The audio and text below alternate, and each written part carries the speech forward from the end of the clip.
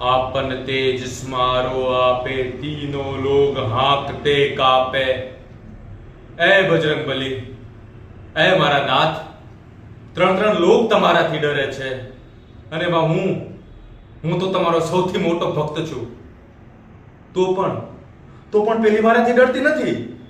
અરે પેલી જેની સાથે મારા લગ્ન થયા એ અનુશ્રી મારાથી બિલકુલ નથી ડરતી પ્રભુ. જ્યારે અમારા લગ્ન થયેલા ત્યારે મેં તમને ચોખ્ખું કહેલું કે હું એને અડીશ નહીં, પણ એને મારો હાથ પકડી લીધો. બોલો કેવું કહેવાય? પણ એનાથી પણ વધારે પ્રભુ તમને બધી ખબર હતી તો પણ તમે કશું ના કર્યું. આ ગજબ કહેવાય પ્રભુ.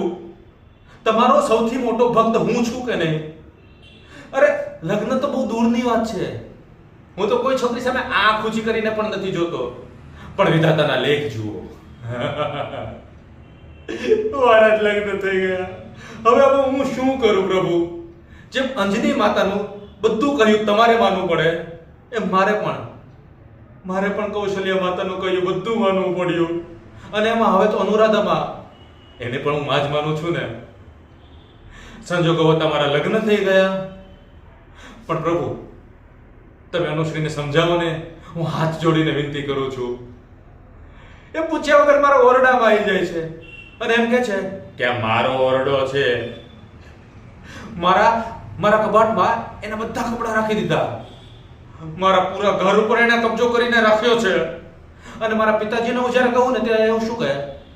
બેટા, આ તો તારી પત્ની છે, આનું તારે ધ્યાન રાખવું પડે. અને પેલી મૂંડ વિધો જાચની સૌ મગજ ભરેલું છે. મને છે ને માવડીઓ કર્યા રાખે છે. પ્રભુ હવે હું શું કરું? તમે જ કંઈક રસ્તો દેખાડો પ્રભુ.